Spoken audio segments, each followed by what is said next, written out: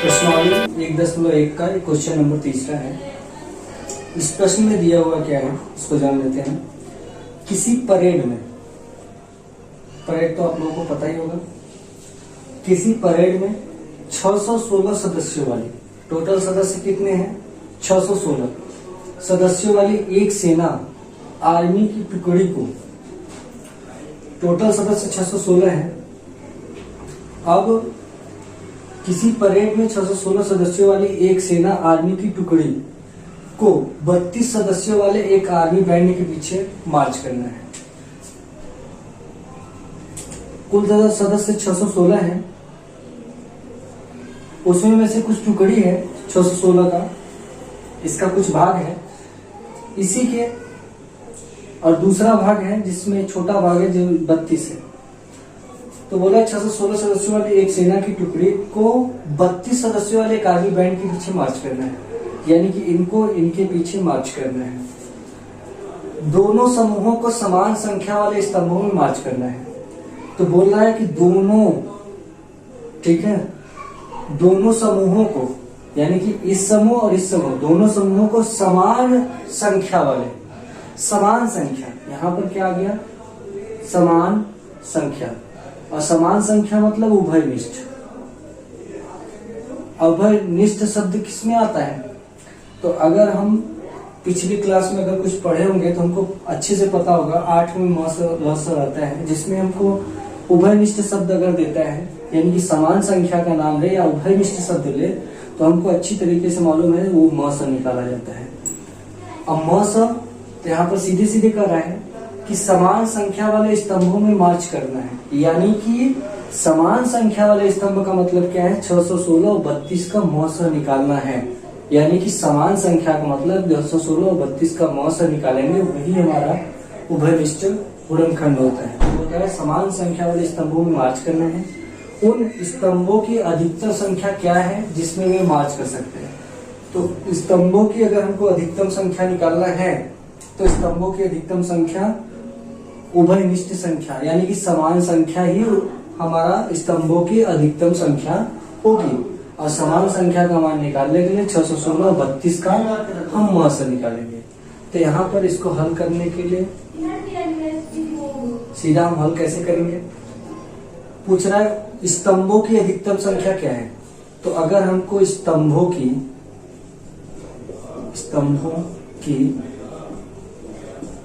अधिकतम संख्या निकालनी है, तो स्तंभों की अधिकतम संख्या अगर हमको निकालनी है तो स्तंभों की अधिकतम संख्या जो होगा वो 616 और 32 के मौसर के बराबर होगा।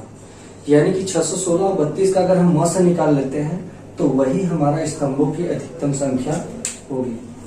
तो अब हमको पता चल गया कि स्तंभों की अधिकतम संख्या के लिए हमको इसका मौसर निकालना है। तो मौसर निकालने के लिए हमको अच्छी तरीके से पता है, हम यूक्लिड विभाजन एल्गोरिथम का प्रयोग करते हैं।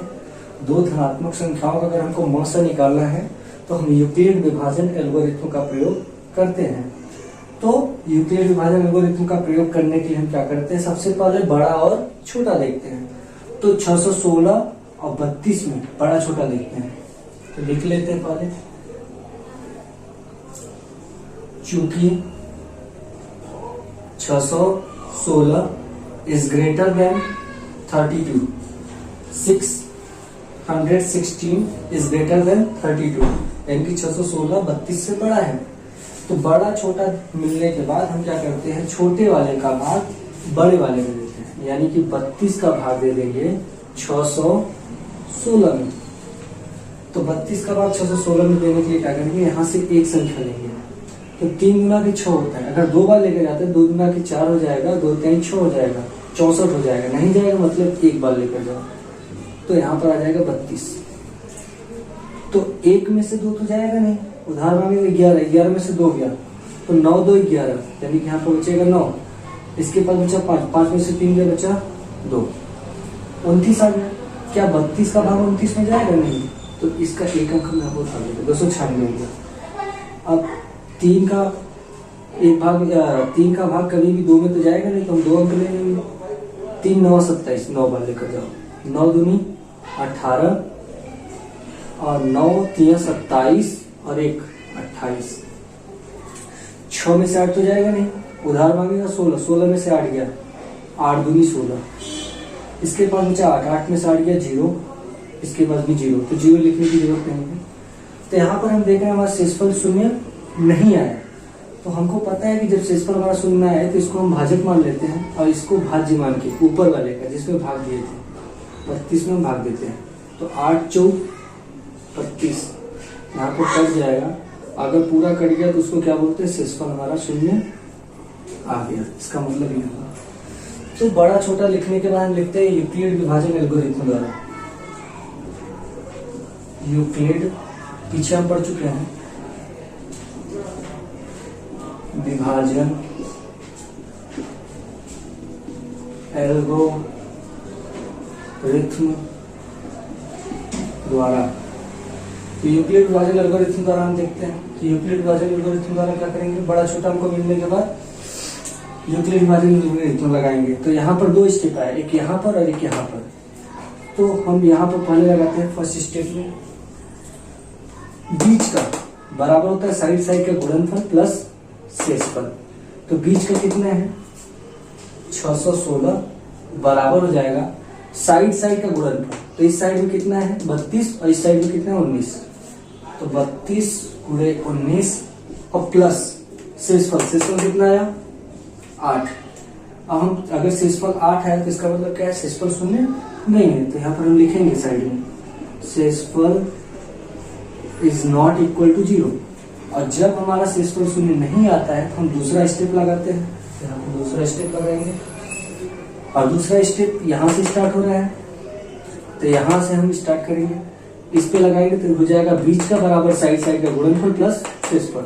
तो बीच में क्या दिया है 32 बराबर हो जाएगा साइड साइड का गुणनफल। इस साइड में कितना है 8 और इस साइड में कितना है 4, यानी कि 8 गुणे 4 और प्लस शेषफल। और शेषफल यहाँ पर कितना है 0, यहाँ पर लिख लेंगे 0।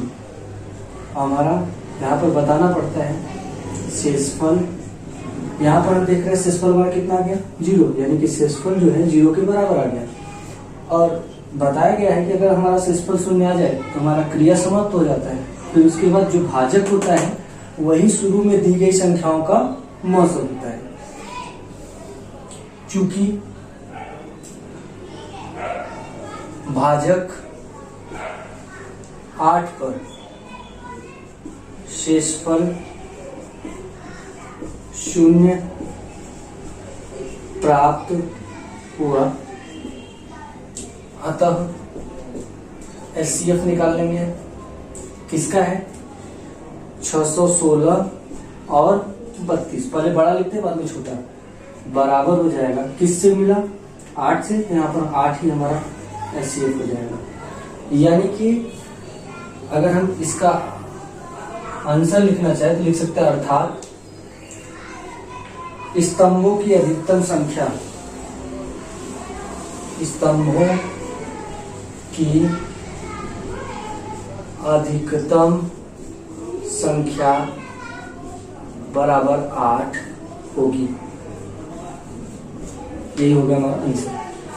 तो क्वेश्चन नंबर 3 को हम इस प्रकार से हल करते हैं, यही हमारा आंसर है।